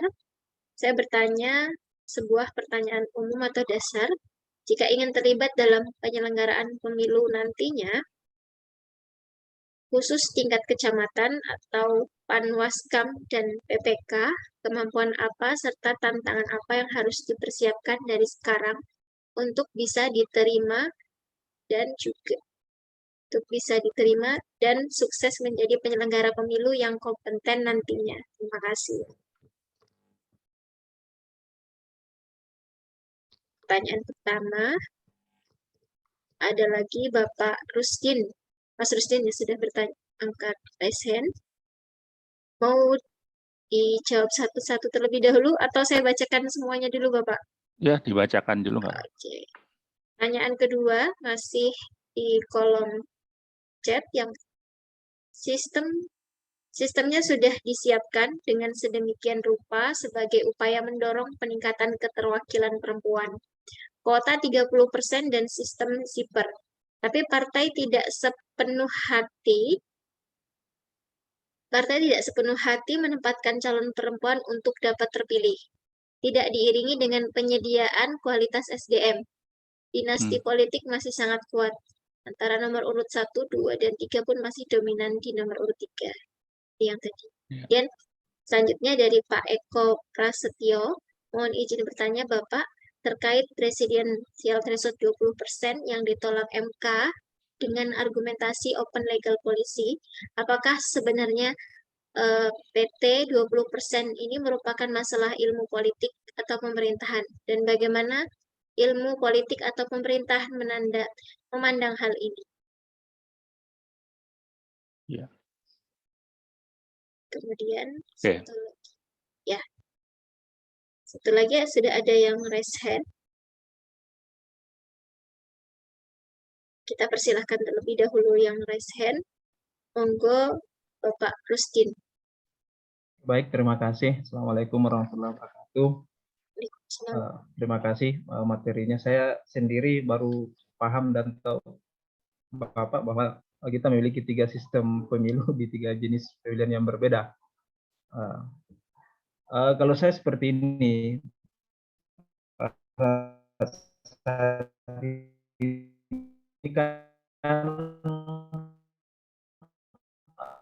tahapan pendaftaran partai saya tidak sepakat dengan putusan MK nomor 55 terkait dengan perbedaan pendaftaran partai yang lolos parliamentary threshold dengan yang tidak lolos parliamentary threshold dan yang baru mendaftar. Kenapa? Karena saya memandang bahwa prinsip adil dalam penyelenggaraan pemilu itu tidak sesuai dengan pelaksanaannya. Kenapa? Karena partai yang 9 partai besar ini hanya dilakukan verifikasi administrasi. Partai yang lain harus melalui verifikasi administrasi dan faktual. Sedangkan potensi penyalahgunaan dokumen sebenarnya lebih besar pada 9 partai ini. Anggota partai yang didaftarkan ini adalah yang menurut undang-undang itu boleh berpartai atau tidak. Itu saya mungkin kira-kira apa pandangan Pak Bambang terkait dengan ini. Saya terima kasih. Assalamualaikum warahmatullahi wabarakatuh. Ya, Waalaikumsalam. Oke. Ya, silakan Bapak untuk dijawab 3 pertanyaan terlebih dahulu. Oke, yang pertama soal ini ya, soal pertanyaannya Mas Afrikon. Sebetulnya sebagai penyelenggara pemilu di level manapun, yang paling penting itu tentu adalah menguasai konsep tentang pemilu itu dan tata negara ya, karena kita tuh sebetulnya bicara tentang bagaimana menyelenggarakan sebuah pemilu dalam konteks negara demokrasi seperti di Indonesia. Ya di level Panwascam dan BPK itu lebih teknis lagi karena itu menyangkut bagaimana menyelenggarakan pemilu di level teknis ya. Jadi harus menguasai prinsip-prinsip teknis penyelenggaraan pemilu, termasuk di dalamnya bagaimana menyelenggarakan pemilihan di TPS dan sebagainya yang juga harus dipelajari karena tentu lebih rumit, termasuk bagaimana menerapkan jurdil di level itu jauh lebih rumit dan lebih substansial dan sering kali mendapat sorotan dari publik sehingga kemudian penguasaan terhadap materi hal ini penyelenggaraan pemilu tentu menjadi bagian penting. Memahami tahapannya, memahami prosesnya, dan memahami juga bagaimana rambu-rambu dalam penyelenggaraan itu harus diikuti sebagai pakemnya ya. Saya kira itu yang penting. Kemudian kalau kita bicara tentang threshold 20% itu, satu sisi begini, ada yang berpendapat bahwa threshold itu diperlukan untuk mengurangi jumlah calon presiden sehingga kemudian kita bisa lebih menghemat penyelenggaraan pemilu, ya. Sehingga tidak harus 2 putaran, karena 2 putaran itu mahal. Belum lagi resiko konflik dan sebagainya. Tapi yang harus diingat adalah sebetulnya konstitusi kita, Undang-Undang Dasar 45 itu sudah menyediakan ininya, sudah menyediakan metodenya, yaitu dengan sistem 2 putaran tadi. Jadi nggak masalah ada banyak calon presiden, dan di sisi yang lain, kalau banyak calon, itu tentu akan mengurangi intensitas konfliknya. Jadi begini, kecenderungan kalau calonnya cuma 2, ya berhadapan-hadapan toh, langsung head to head, dan cenderung orang akan mencari kelemahan satu sama lain dan saling menjatuhkan, sehingga potensi untuk mengalami perpecahan menjadi lebih besar. Tapi kalau calonnya banyak, gitu, seperti tahun 2004 misalnya, di putaran pertama itu para kandidat itu tidak akan menyerang lawannya secara tajam, karena dia berharap kalau dia menang di putaran pertama, lawan yang dia anggap lawan di putaran pertama itu mau mendukung dia di putaran kedua. Gitu. Jadi putaran kedua itu ada nilai plusnya sebetulnya, yaitu membuka peluang posisi orang untuk berubah yang tadinya berhadapan kemudian menjadi berteman, kan begitu. Dan itu akan memperbaiki dalam tanda petik mekanisme resolusi konflik di antara mereka. Tapi kalau calonnya cuma 2 dan hanya 1 putaran, taruhannya makin tinggi. Kalau nggak sekarang menang, ya nggak akan menang, kan begitu. Maka kemudian habis-habisan di putaran pertama. Dan itu yang menyebabkan polarisasi menjadi sangat tajam. Nah, apakah ini masalah di pemerintahan atau ilmu politik? Saya kira ini tidak hanya masalah politik dan pemerintahan dalam konteks ini, tapi juga masalah tata negara. Ya. Di satu sisi, sebetulnya parliamentary threshold 20% itu tidak ada mandat resmi di dalam konstitusi kita. Itu hanya ada di undang-undang. Menurut pandangan saya, itu justru yang membuat orang sangat sering menggugat ketentuan presidensial threshold 20% itu. Karena sebetulnya tidak ada mandat. Dan open legal policy itu kan selalu itu yang diserang oleh para penggugat dalam konteks ini. Dan MK selalu, tapi Anda juga harus melihat ada perubahan sikap beberapa hakim MK terhadap regulasi ini, gitu ya. Jadi tidak selalu tidak selalu bulat suara menolak gugatan presidensial threshold ini, ya, tapi memang ada beberapa hakim yang berpegang teguh bahwa itu adalah open legal policy. Gitu. Tapi jumlah hakim yang menerima argumentasi bahwa 20% itu tidak memiliki dasar hukum yang kuat di konstitusi itu bertambah sebetulnya. Walaupun belum sampai memenangkan jumlah voting di MK. Ini yang penting diperhatikan. Itu yang berikutnya. Kenapa sistem saat ini lebih menguntungkan partai kecil, ya, khususnya di level daerah? Itu tadi, karena parliamentary threshold hanya berlaku di tingkat nasional. Sementara di tingkat daerah, DPRD, provinsi, dan kabupaten kota, tidak berlaku parliamentary threshold. Sehingga mereka yang dapat suara itu bisa kebagian kursi kalau dalam distribusi kursinya dapat bagian gitu ya. Sementara dalam konteks kita ini kan kalau memang kita ingin strict untuk mengurangi jumlah partai politik, mestinya parliamentary threshold bisa berlaku untuk seluruh jenis parlemen, dan itu mungkin akan lebih efektif untuk mengkonsolidasikan jumlah partai politik kita. Walaupun kalau saya ngusul gitu pasti dimarahin sama partai-partai kecil.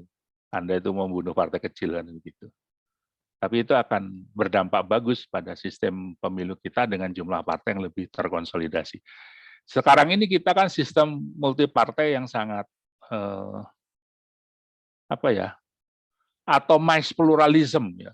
Jadi sistem pluralisme partai jumlahnya terlalu banyak gitu dan cenderung untuk terus terpecah belah. Dan itu berbahaya sebetulnya. Mau berapa lebar lagi surat suara kita besok kalau jumlah partai yang ikut pemilu lebih dari 40 misalnya.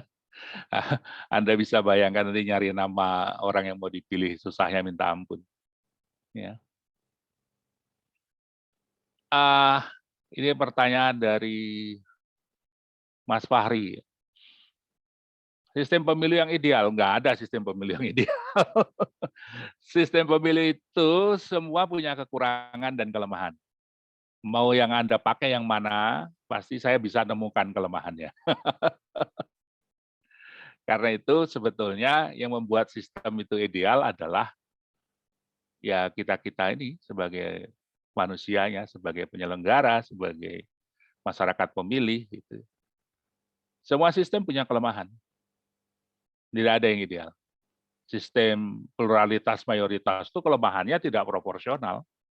Tidak adil juga buat beberapa partai, kelompok minoritas, dan sebagainya. Tapi sistem proporsional itu sendiri juga sudah banyak kita keluhkan. Gitu.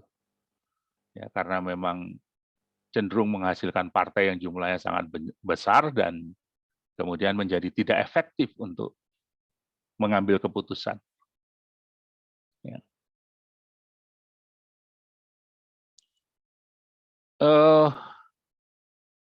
Partai politik tahun 2024 ini ya memang agak repot ya, karena partai-partai politik kita itu nyaris nggak ada bedanya satu dengan yang lain. Makin banyak partai, ya makin bingung saja pemilihnya, gitu, bukan makin baik gitu. Dan yang lebih penting lagi, salah satu problematik partai kita itu sebetulnya tidak banyak partai yang mengakar di masyarakat. Kebanyakan partai dibuat oleh pemiliknya dari atas, lalu mencari massa ke bawah. Jadi dari atas ke bawah, bukan dari bawah ke atas. Jadi nggak banyak partai yang mengakar di masyarakat. Itu yang paling berbahaya sebetulnya. Dalam sistem kita ini kemudian ya orang yang punya duit bikin partai. Jadi partai itu jadi kayak perusahaan keluarga, perusahaan milik pribadi gitu. Dan akibatnya kemudian ya kepentingan pribadinya lebih menonjol dibanding kepentingan publik. Maka seharusnya partai itu adalah milik publik. Itu salah satu problem kita hari ini. Dan makin banyak partai tidak berarti makin bagus buat pemilu kita. Satu sisi dia kelihatan rame, tapi sisi yang lain proses pengambilan keputusan itu makin rumit. Koalisi makin rumit dan pemilih makin bingung. Itu saya kira yang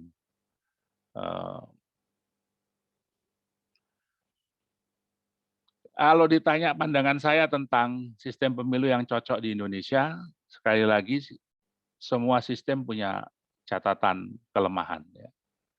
Tapi kami di konsorsium LSM pemilu itu pernah mengusulkan dulu tentang MMP itu, Mixed Member Proportionality. Ya. Ada sistem proporsionalnya, ada sistem yang bersifat pluralitas mayoritas. Masalahnya cuma satu, saudara-saudara, sistem itu tidak mudah. Bahkan bagi orang yang belajar pemilu, sistem itu juga tidak mudah. Saya pernah diskusi dengan Pak Markus Metzner, orang ini yang orang biasa apa tuh?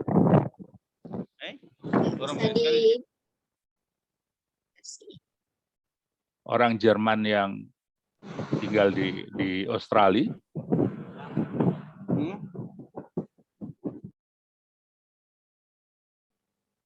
Itu juga mengatakan sistem MMP ini rumit ya. Orang Jerman sendiri kalau ditanya banyak yang nggak paham. Ya, jadi dilematis ya. Sistemnya mungkin lebih baik dari sistem proporsional kita karena memadukan dua sistem itu, tapi tidak menjamin juga rakyat lebih memahami. Yang jadi masalah itu sistem pemilu itu mestinya dipahami oleh rakyat. Mudah dipahami, mudah dimengerti. Itu saya kira poin yang penting. Saya kira ada yang raise hand ya. Halo. Benar, Bapak. Silakan. Ya, silakan Pak Roger. Ya, selamat siang menjelang sore, Pak Bambang. Selamat siang. Sahabat-sahabat KSP. Saya ingin bertanya, Pak. Ini ada isu yang lagi hangat saat ini terkait beberapa penyelenggara pemilu yang dicatut oleh parpol masuk dalam kepengurusan parpol yang telah diikut dalam sipol. Nah, hal seperti ini saya kira sudah lama terjadi. Ini dari beberapa saat lalu saya pernah ikut seleksi Panwaslu di 2017. Saya mengalami hal yang serupa. Nah, bagaimana tanggapan Bapak tentang kasus-kasus seperti ini? Sedangkan ada beberapa partai politik yang tidak akan diverifikasi faktual lagi di kabupaten kota. Iya. Ada beberapa mereka tidak akan diverifikasi di kabupaten kota karena telah lolos parlemen ke parliamentary threshold ini. Nah, bagaimana tanggapan Bapak akan kasus-kasus seperti ini? Terima kasih. Iya. Sekaligus saya menjawab pertanyaan tentang verifikasi tadi ya. Jadi begini, tahun 2014 Partai Nasdem itu pernah menggugat ke Mahkamah Konstitusi tentang ketentuan verifikasi terhadap partai baru. Saya tahu karena saya saksi ahlinya gitu di MK. Jadi saya tahu persis. Dan dikabulkan oleh Mahkamah Konstitusi waktu itu dengan kesimpulan bahwa semua partai politik harus dilakukan verifikasi ulang. Tapi 2017 Undang-Undang 7 2017 itu kembali mencantumkan pasal yang tadinya sudah digugat. Nah, Nasdem udah nggak berkepentingan karena dia lolos threshold kan gitu. Ini problematik juga. Jadi sebetulnya ada putusan MK yang mengatakan bahwa semua partai politik mestinya harus diverifikasi. Tapi kembali Undang-Undang 7 2017 itu mengatur bahwa partai-partai yang lolos electoral threshold dan parliamentary threshold tidak perlu dilakukan verifikasi. Saya setuju dengan Anda bahwa ada problematik di sana. Satu sisi, keanggotaan partai politik itu kan bukan sesuatu yang permanen di Indonesia. Hari ini Anda partai X, besok bisa partai Y. Gitu. Hari ini Anda pengurus partai Z, besok bisa partai Y. Nggak ada urusan kita. Dan orang pindah-pindah partai itu juga sangat mudah di Indonesia. Karena banyaknya partai. Nah, persoalannya adalah kemudian regulasi mengatakan begitu dan tidak ada yang keputusan yang membatalkan regulasi itu sampai hari ini dan itulah yang kemudian berlaku. Tentu menguntungkan bagi partai-partai yang sudah pernah lolos parliamentary threshold dan merugikan bagi partai-partai yang belum atau harus diverifikasi. Satu sisi saya mengatakan itu adalah tidak adil karena kemudian tidak diperlakukan sama dengan sebagai peserta pemilu. Tapi di sisi yang lain ada pendapat yang begini, Mas Roger. Saya ketemu dengan sekjen beberapa partai. Loh, kami itu kan sudah terbukti punya pendukung, punya pengurus, dan punya kursi. Gitu. Kenapa harus diverifikasi bolak-balik? Itu kan boros. Gitu. Ada benarnya juga. Walaupun saya katakan ada bukti loh, partai yang kemarin lolos verifikasi hari ini nggak lolos lagi kan gitu. Karena memang dinamika pendukung itu bisa berubah gitu. Nah, disinilah kemudian timbul tarik-menarik kepentingan itu. Nah, tentu sebagai ahli saya tentu meyakini bahwa lebih baik sebetulnya kalau semua partai politik dilakukan verifikasi. Gitu. Apalagi ini kemudian ada nama-nama penyelenggara pemilu yang dimasukkan. Nah, itu menunjukkan bahwa kadang-kadang partai itu juga ngawur dalam masukkan nama-nama orang. Jangan-jangan nama saya juga dimasukkan itu. Benar. Ada beberapa teman saya yang ASN itu dimasukkan marah-marah itu. Saya bilang gugat aja partainya gitu. Minta ganti rugi karena itu merugikan Anda. Tapi banyak orang kemudian males kan karena itu juga melelahkan, proses yang melelahkan. Tapi meskipun kita menggunakan sistem informasi partai politik itu, banyak partai yang berusaha ngakali. Karena memang memenuhi syarat pengurus dan anggota yang demikian banyak, itu bukan perkara yang mudah. Gitu. Dan karena itu dia punya potensi untuk ngakali sipol itu. Di sisi yang lain, Mas, ini juga problematik sipol itu sendiri sebetulnya problematik. Kenapa saya katakan problematik? Begini, di Undang-Undang 7 2017 itu tidak ada perintah bahwa KPU harus bikin sipol secara letterlock, tidak ada. Memang ada perintah pada KPU dari undang-undang itu untuk memberdayakan sistem informasi, tapi tidak secara spesifik menunjuk sipol. Berbeda dengan sistem informasi daftar pemilih atau SIDALI. Itu diperintahkan oleh Undang-Undang nomor 7 bahwa KPU harus membuat sistem informasi daftar pemilih. Saya mencoba membandingkan dua hal ini. Kenapa kok ada perintah di sini, tapi tidak ada di sana? Nah, ini begini. SIDALI itu diperintahkan oleh undang-undang tidak berkonsekuensi pada pemilih. Konsekuensinya pada penyelenggara. Perintah membuat SIDALI itu berdampak pada penyelenggara. Yang repot itu penyelenggara, bukan pemilih. Pemilih tetap aja sama. Dia hanya penting punya KTP kok. Ya toh? Tapi ketika kita bicara sipol, yang suruh ngisi sipol siapa? Yang suruh upload siapa? Ya toh? Yang harus punya orang untuk ngisi sipol siapa? Itu menjadi beban bagi partai politik, kan? Maka saya menduga para pembuat undang-undang tidak memandatkan itu.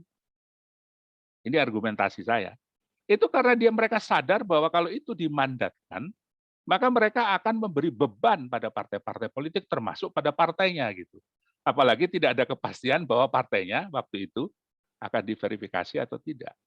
Kalau semua diverifikasi, pecah itu kepala sekjen partai itu dengan dikira gampang isi sipol itu. Ya kan? Jadi dugaan saya seperti itu. Nah, sekarang partai-partai mungkin belum merasakan dampak buruknya. Tapi yang namanya sistem informasi itu, suka atau tidak suka, dia akan meningkatkan efektivitas kontrol terhadap partai politik. Kalau dulu tanpa sistem informasi, dia mungkin bisa masukin nama ganda, ya pengurus double-double, ya toh. Sekarang nggak bisa, karena sistem informasi itu akan mengetahui Pak Roger ini sudah dipakai jadi pengurus di mana, nggak bisa lagi dia masukkan jadi pengurus di tempat lain. Itu problemnya, Pak. Jadi kontrol terhadap partai itu akan meningkat, dan itu artinya jumlah partai yang bakalan nggak lolos verifikasi administratif, menurut saya akan meningkat. Nanti setelah itu diumumkan, maka rame-rame mereka akan menggugat ke Bawaslu dulu, baru setelah itu ke PT UN. Urutannya kan begitu. Dugaan saya seperti itu, gitu. Walaupun ya saya nggak berharap, mudah-mudahan nggak begitulah. Udahlah, mereka terima aja lah begitu. Karena saya berasumsi kalau sipol itu benar dan diisi dengan baik, maka keputusan KPU untuk memutuskan partai ini pantas diverifikasi faktual atau tidak, itu akan lebih akuntabel, lebih terukur. Gitu. Asumsinya dengan teknologi. Tapi sekali lagi ini politik. Tidak ada persoalan teknis dalam politik, karena semua yang teknis itu bisa saja politis. Jadi ya jangan terlalu berharap juga gitu kalau itu tidak dipolitisasi gitu. Dugaan saya akan begitu. Ya. Ini aduh banyak pertanyaan ini. Terus gimana kita jawabnya?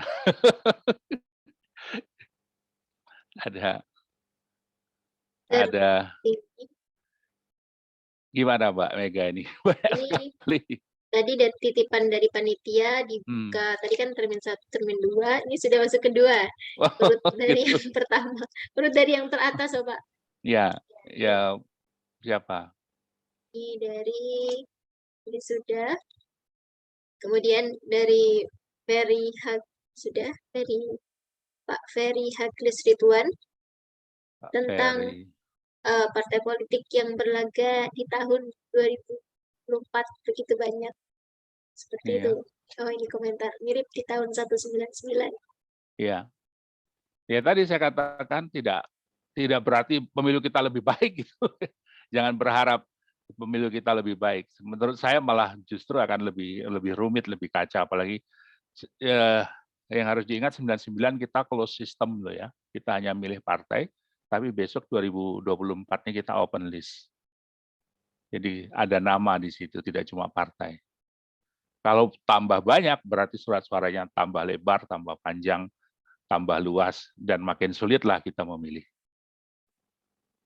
Kira-kira begitu. Kemudian ini ada yang sudah resen dari tadi. Nah, persilakan. Silakan. Siapa? Bapak Mas Wanda Sigit Setiawan. Silakan. Nah, persilakan. Pak Wanda, ya, silakan. Moderator Mbak Mega ya. Izin Pak Bambang tanya ini mengenai saat ini kan sedang dilaksanakan pendaftaran partai politik yang nantinya akan dilaksanakan verifikasi faktual pengurusan, keanggotaan, dan kantor tetap nih Pak. Nah di undang-undang itu kan menyatakan adanya keterwakilan perempuan 30% untuk kepengurusan di tingkat pusat. Yang diwajibkan itu bahasanya di situ kan kepengurusan keterwakilan perempuan 30% di pengurusan pusat. Nah kalau kita berbicara mengenai keterwakilan perempuan untuk calon untuk bisa terpilih dalam sistem proporsional itu kan dimulai dari hulu ke hilir ya Pak. Dari hulunya tentu saja mulai dari sekarang waktu saat pendaftaran partai politik. Tetapi kenapa keterwakilan perempuan di kepengurusan di tingkat provinsi, kabupaten kota, partai politik itu tidak diwajibkan 30% itu masuk. Bahasanya di undang-undang hanya memperhatikan, dan di peraturan KPU yang terbaru pun peraturan KPU 4 tahun 2022 itu pun menyatakan kalau misalkan di kepengurusan tingkat provinsi, kabupaten kota tidak memenuhi keterwakilan 30% perempuan itu dinyatakan memenuhi syarat karena bahasanya tidak diwajibkan. Kemudian yang kedua Bapak, ini kan terkait menyambung tadi ya pertanyaan dari mengenai tentang verifikasi administrasi dan faktual. Ketika telah memasuki verifikasi faktual, itu kan metode yang digunakan untuk verifikasi faktual saat ini kan menggunakan metode sampling. Metode sampling itu yang digunakan metode Crutchy-Morgan yang saat ini dipakai oleh KPU. Nah, penentuan sampling itu sampai saat ini kan juga masih menjadi perdebatan karena dengan diberlakukan sampling itu kan otomatis tidak serta-merta bisa mengeliminasi keanggotaan partai politik yang berpotensi tidak memenuhi syarat. Misalkan tadi penyelenggara pemilu, ASN, TNI, dan Polri. Itu yang menjadi problem. Bahkan partai politik yang masuk ke verifikasi faktual pun tidak serta-merta semuanya keanggotaan partai politik itu bisa tersaring di verifikasi faktual. Kemudian yang ketiga Bapak, mengenai SIPOL. SIPOL ini ini kan masih menjadi perdebatan sebagai alat bantu ataukah masuk sebagai mekanisme atau tata cara yang secara kewenangan atributif diberikan KPU yang dimandatkan oleh undang-undang. Tetapi posisi Bawaslu ini bagaimana Bapak? Kalau misalkan SIPOL ini dianggap sebagai alat bantu, tentu jika nanti ada proses sengketa yang akan diajukan ke Bawaslu, Bawaslu harus mendasarkan putusan itu harus mendasarkan pada dokumen hard fisik seperti yang terjadi di pemilu tahun 2019. Nah, sedangkan pada pemilu tahun ini KPU tidak mengatur mengenai mekanisme tata cara pendaftaran itu selain menggunakan SIPOL. Sehingga mau tidak mau Bawaslu itu harus mendasarkan putusannya berdasarkan pada dokumen yang diupload di SIPOL. Pada SIPOL ini di dalam undang-undang dinyatakan sebagai alat bantu. Mohon koreksi Bapak kalau jika ada yang dalam penyampaian saya, dan saya izin mohon diberikan direspon karena memang ini menjadi polemik Bapak di tataran penyelenggara, terutama penyelenggara di teknis. Terima kasih Bapak atas waktunya. Ya, pertanyaannya menarik Mas Sigit tadi ya, bahwa ada beberapa persoalan yang berkaitan dengan ini pendaftaran partai politik ini ya, yang menurut saya memang satu sisi ya tadi sudah kita bicarakan, tidak ada perintah yang mandatoris sebetulnya kalau kita mau jujur di sipol itu. Tapi saya juga tidak ingin dianggap orang yang terlalu anti sipol, tidak juga begitu. Karena menurut saya sebetulnya kita tidak bisa mundur sebetulnya gitu ya, dalam pengertian bahwa kita harus memperbaiki sistem pendaftaran peserta pemilu kita, partai politik kita, dan menggunakan teknologi itu adalah suatu kebutuhan dan suatu keharusan gitu. Di sisi yang lain dia menjadi beban. Bagi saya itu yang paling berat sebetulnya. Ketika dia tidak dimandatkan dan dia menjadi beban, tentu mengundang penolakan gitu, mengundang penolakan. Nah, bagaimana kalau terjadi sengketa? Ya kalau nggak ada bahannya, mau tidak mau harus dibongkar kan sipolnya. Apakah data yang diberikan itu benar, ya verifikasinya, dan harus ya akhirnya kemudian ya kita harus bicara tentang teknologi sipol itu sendiri, kemudian seberapa efektif, seberapa akurat dia kemudian, dan bagi Bawaslu mungkin itu menjadi sebuah tantangan tersendiri untuk menyelesaikan persoalan ini karena tidak ada dokumen fisik lagi yang bisa diperiksa seperti dulu gitu. Nah, memperbaiki ini mungkin menjadi masalah yang serius dengan teknologi informasi. Jadi pengalaman sengketa pemilu di Filipina misalnya, ketika terjadi masalah terhadap informasi, ya, sistem informasi seperti ini, memang salah satu kritik yang keras dalam menegakkan keadilan pemilu itu adalah tidak tersedia bukti fisik yang memadai untuk kemudian memaksa kita untuk melihat pada dokumen begitu, dan harus pada mekanisme elektronik yang jauh lebih rumit gitu di dalam konteks ini dan tidak mudah dipahami juga oleh para pihak yang bersengketa. Dan saya kira ini menjadi sesuatu kebutuhan baru yang mungkin membutuhkan keahlian baru juga untuk mempersoalkannya, yang saya kira bagi saya juga tidak mudah karena ini juga sebuah tantangan terhadap teknologi yang mungkin berkembang makin pesat, dan satu sisi dia akan memudahkan pekerjaan kita, tetapi kalau terjadi gugatan, terjadi problem, terjadi masalah, tentu tidak mudah untuk menelusuri ya dokumen elektronik ini, tidak seperti pada dokumen fisik yang kemarin dilaksanakan. Nah, di sini mungkin menjadi tarik ulur ya dalam proses ini, dan sekali lagi pendapat saya tadi saya mengatakan dan saya meyakini bahwa kita memerlukan teknologi informasi itu untuk membantu kerja kita, tapi dengan mandat yang tidak terlalu kuat menurut saya itu menjadi problematik karena secara hukum dia punya potensi untuk dipersoalkan. Satu. Yang kedua, secara teknis dia tidak mudah untuk kemudian ditelusuri jika terjadi perbedaan pendapat terhadap dokumen tersebut. Dan itu yang mungkin menjadi problematik di belakang hari nanti. Saya tidak bisa membayangkan kalau itu terjadi, tapi dari pengalaman yang pernah kami lihat secara langsung di dalam kasus di Filipina, ya itu menghasilkan ketidakpuasan dari pihak yang mengajukan sengketa karena memang tidak bisa ditelusuri keberatannya itu, walaupun ada dokumen-dokumen elektronik yang disediakan. Saya kira itu. Jadi ketidakpercayaan orang itu berubah dari ketidakpercayaan pada manusia menjadi ketidakpercayaan pada mesin. Ini yang problematik di situ gitu loh.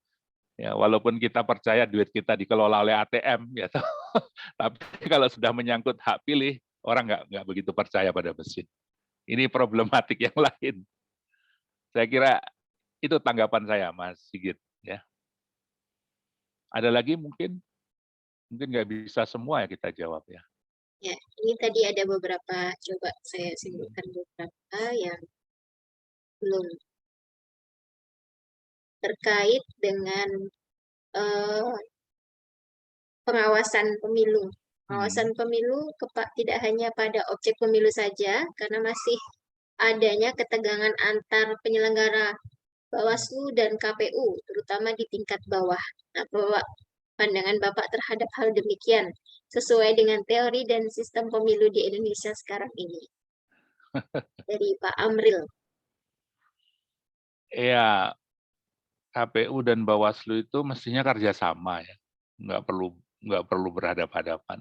Tapi memang di sisi yang lain regulasi kita membuat mereka harus berhadapan. Jadi misalnya dalam penyelesaian sengketa, ya majelis pemeriksa sengketa itu ada di Bawaslu dan KPU itu biasanya jadi pihak yang diajukan dalam sengketa dan ini berpotensi untuk berhadapan-hadapan. Itu adalah konstruksi hukum yang dibuat oleh undang-undang, ya saya kira secara fungsional saja dijalankan, tapi tidak perlu juga lah tegang-tegang banget gitu ya. Nggak enak juga nanti kalau tujuannya kan sama sebetulnya, sama-sama bertujuan untuk menyelenggarakan pemilu yang luber jurdil gitu, sehingga kemudian ya supaya tidak terlalu nggak terlalu tegang atau malah jadi masalah baru nanti ketegangan KPU dengan Bawaslu ini. Tapi kalau nggak tegang KPU dan Bawaslu, nanti saya nggak punya kerjaan. Kerjaan saya kan mendamaikan mereka gitu. Jadi nggak apa-apa lah sekali-sekali tegang gitu ya. Itu ada teman saya Eko Raharjo itu di sana. Senyum-senyum dia kalau ngomongin itu. Jadi begini, konstruksinya punya potensi untuk berhadapan-hadapan, tapi harus bijaksana lah. Jangan sampai kita mengorbankan pemilunya gitu. Yang harus diperhatikan. Jadi dua belah pihak harus bijaksana merespon. Ya, saya kira itu. Ini ada Mas Yusri Harun.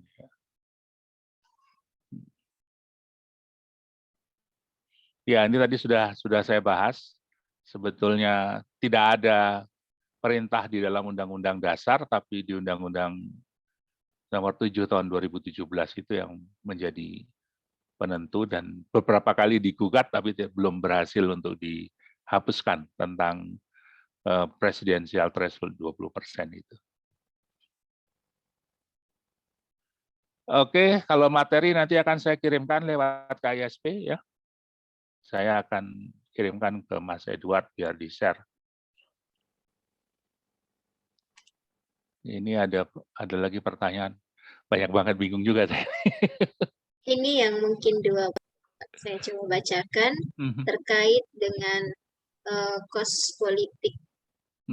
Ya, serangan fajar termasuk mengenai politik dan juga regulasi yang berbeda di setiap daerah sehingga terjadi gesekan. Nah, peraturan yang berbeda yang justru momok bagi penyelenggara. Nah, jadi yang terkadang pas kita sebagai peserta pemilu bingung dengan aturan itu. Ini bilang A, ini bilang B, seperti itu. Iya. Yang penting diingat kita punya dua pemilu yang diatur dalam dua regulasi yang berbeda. Yang dia nggak sinkron satu sama lain. Gitu. Ada pilkada, ada pileg pilpres yang regulasinya berbeda. Ada yang dilarang di pileg pilpres, tidak dilarang di pilkada. Itu juga problematik. Termasuk soal politik uang dan sebagainya, itu juga hal yang problematik dalam pemilu kita. Makanya mungkin solusinya mestinya ada satu undang-undang besar yang mengatur tentang pemilu dan pilkada, walaupun akar undang-undangnya di Undang-Undang Dasar berbeda. Kita itu menyelesaikan pemilu dan pilkada aja sampai hari ini belum selesai. Itu apakah rejim pilkada atau rejim pemerintah daerah itu belum selesai. Karena ada tarik-menarik kepentingan di sana. Ya, ada yang merasa itu adalah rejim pemerintah daerah hingga kata-kata dipilih secara demokratis di Undang-Undang Dasar itu bisa dimaknai dipilih oleh DPRD, itu berkali-kali muncul itu. Walaupun sebetulnya kalau kita baca historisnya, kata-kata dipilih secara demokratis itu memang dibuat ngambang pada waktu itu, sebetulnya karena pemilihan presiden belum diputuskan akan dipilih secara langsung atau tidak. Nah, itu salah satu hal yang problematik di pemilu kita. Dan herannya saya hari-hari ini tentu hal-hal seperti itu tidak selesai dalam perdebatan kita dan ya kita terpaksa harus menerimalah kondisi seperti itu. Nah, apa ini soal money politik dari Pak Fahmi ya. Ya, tadi saya katakan sistem pemilu yang berorientasi pada kandidat, ya, termasuk dalam sistem open list proporsional di pemilu legislatif kita itu cenderung akan mendorong orang melakukan money politik karena setiap orang punya kans untuk menang dan potensi untuk menang setiap orang itu tidak peduli nomor urut dan sebagainya. Salah satu cara orang untuk menang adalah dengan politik uang dan itu bagian dari strategi. Tapi di sisi yang lain sebetulnya praktek politik uang itu tidak terlepas dari budaya politik kita yang patronase klientelisme. Itu juga yang harus kita sadari. Maka ketika The Economist, The Intelligent Economist, majalah The Economist, itu membuat ranking indeks demokrasi kita, salah satu yang disorot itu adalah budaya politik kita yang patronase klientelisme itu yang membuat skor budaya politik kita itu hanya 4, sekian atau di bawah rata-rata. Sehingga kemudian indeks demokrasi kita itu merosot jauh. Itu artinya money politik itu bukan hanya soal sistem pemilu, tapi juga ada dalam budaya kita. Dan budaya itu tidak mudah dihilangkan kecuali kita membongkar, ya, membongkar kultur politik kita yang patronase klientelisme, yang membuat relasi hubungan antara elit dengan masyarakat itu tidak seimbang, tidak setara, jomplang. Ya. Relasi yang jomplang itulah yang kemudian yang mengakibatkan kemudian dominasi oligarki menjadi lebih mudah. Nah, dalam praktek politik kita seperti itu, tentu mereka yang punya uang bisa mengendalikan politik. Dan kita yang hanya punya suara, tidak punya uang, akan lebih mudah digulingkan, dikalahkan. Itu artinya kemudian dalam pilkada maupun dalam pileg, pilpres, dan dalam semua pemilihan akan sangat ditentukan oleh seberapa banyak uang yang dimiliki. Dan itu artinya tidak pemilu dilaksanakan secara tidak jurdil. Karena salah satu indikator pemilu yang jujur dan adil, yang adil terutama, itu adalah menyangkut bagaimana distribusi sumber daya, terutama keuangan itu bisa dikendalikan. Tidak bisa kita bicara keadilan pemilu kalau sumber daya keuangan itu tidak dikontrol. Nah, di kita ada kelemahan yang fundamental, yaitu sumbangan dana kampanye kita itu baru diaudit secara sederhana, yaitu audit kepatuhan. Belum sampai audit investigatif dari mana duitnya digunakan untuk apa. Kalau itu sampai seperti itu, dan kalau terjadi penyimpangan dan itu bisa menjadi hukuman pada mereka yang melakukan pelanggaran, tentu akan lebih efektif. Tapi itu dari sisi penyelenggaraan, ya. Pengendalian uang dalam pemilu itu menjadi penting, terutama berkaitan dengan sumbangan dana kampanye. Ya, ini kita yang masih lemah di situ. Ya, kalau kita baca peraturan KPU tentang sumbangan dana kampanye itu auditnya masih audit yang sangat sederhana, yaitu audit kepatuhan, belum sampai audit investigatif. Belum dipakai apakah uang ini dipakai untuk apa dan sebagainya. Belum sampai ke situ. Dan ini sudah bertahun-tahun diperjuangkan, tapi kemudian tetap juga belum masuk dalam regulasi kita. Sehingga kemudian ya kalau kita menghadapi realitas seperti sekarang ini tentu menjadi sangat sulit bagi kita kalau tidak didukung oleh kerangka hukum yang kuat. Gitu. Ada lagi? Saya kira sudah. Ada lagi mungkin? Ini terakhir, ini Bapak. Terakhir, teman-temannya dari Bapak Marcelinus Solisa. Mungkinkah sistem pemilu di Indonesia memakai sistem pemilu seperti di Amerika, yang ada hanya 2 partai besar, yang ketika satu menang pemilu, yang satunya sebagai oposisi? Ya, kayaknya nggak mungkin juga. Karena gini, Amerika dan Indonesia itu punya karakteristik yang sangat berbeda. Amerika itu, dia negara besar, penduduknya banyak, tapi benua. Dalam pengertian, batas wilayah itu hanya garis-garis saja. Gitu. Ya. Jadi dapil itu batasnya cukup cukup garis. Tapi kita, negara demokrasi terbesar ketiga di dunia, dan satu-satunya negara demokrasi yang berbentuk kepulauan. Harus diingat itu. Jadi ada 3 negara demokrasi besar di dunia, Amerika yang pertama, kedua India, ketiga kita. Tapi satu-satunya yang berbentuk kepulauan itu Indonesia gitu loh. Kalau dia disekat-sekat lagi dengan dapil daerah pemilihan dengan hanya mengandalkan mayoritas pluralitas, maka di Indonesia ini akan ada banyak kelompok minoritas yang tidak terwakili. Dan itu berbahaya menurut saya. Jadi ya suka atau tidak suka kita harus terima kenyataannya kita ini memang Bhinneka Tunggal Ika, berkepulauan yang sangat rumit ya. Di satu pulau saja kita itu sebetulnya beragam suku gitu loh. Ya nggak usah jauh-jauh lah, yang disebut Jawa itu banyak banget loh ragamnya. Jawa Tengah itu jangan dikira sama loh ya. Itu ada bagian Jawa sebelah agak barat itu yang namanya Perinyongan Ngapak itu. Itu kulturnya berbeda itu dengan Jawa Tengah Solo itu beda. Secara kultur. Nanti ada wilayah pesisiran pantai utara itu beda lagi dengan daerah pedalaman Temanggung, Magelang. Jadi kita tuh rumit betul. Rumit betul ya, rumit betul. Nah, karena itu tidak mudah kita membuat sistem politik yang seperti di Amerika Serikat. Kemudian yang perlu diingat, Amerika Serikat itu meskipun besar begitu, sebetulnya ada mayoritas di sana yang cukup besar, yaitu kulit putih. Ya, sementara di Indonesia ini nggak ada mayoritas seperti itu. Orang Jawa banyak, tapi bukan mayoritas juga dalam pengertian satu kelompok yang spesifik begitu. Jadi saya nggak yakin deh bisa. Takutnya malah potensi disintegrasinya lebih besar di Indonesia ini karena faktor historis, faktor ini kewilayahan kita yang sangat kompleks itu.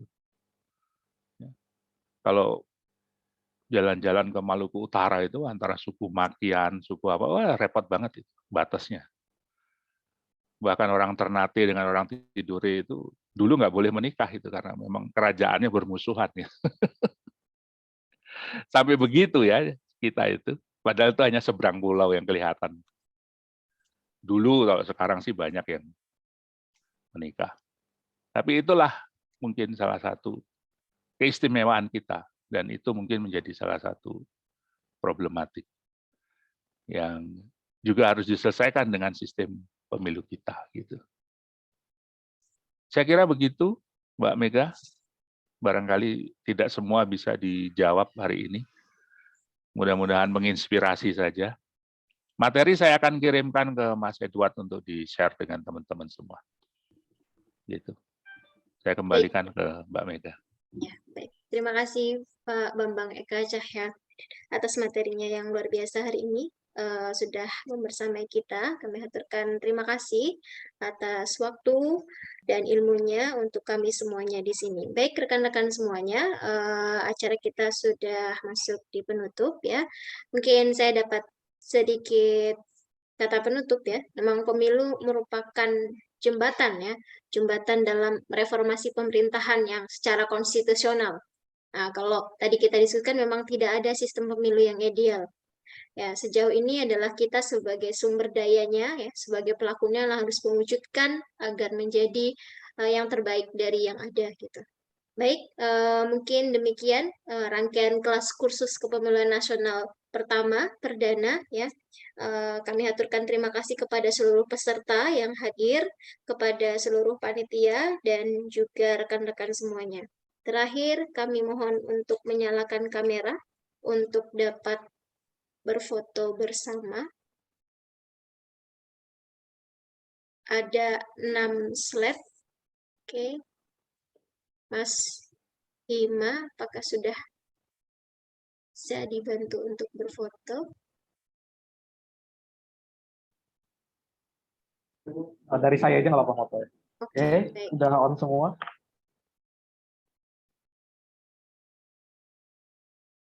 Slide pertama dulu, 1, 2, 3. Oke. Slide kedua. 1, 2, 3. Silakan yang mau menyalakan kamera. Baik, slide ketiga, terakhir 1, 2, 3. Oke, sudah. Terima kasih, Mas. Ya. Ya, baik, terima Terima kasih kasih. rekan-rekan semuanya. Ya. Ya, kami dari panitia, terima kasih. Mohon maaf jika ada salah kata dan kurangnya. Akhirul kalam, wassalamualaikum warahmatullahi wabarakatuh. Waalaikumsalam warahmatullahi wabarakatuh. Fotonya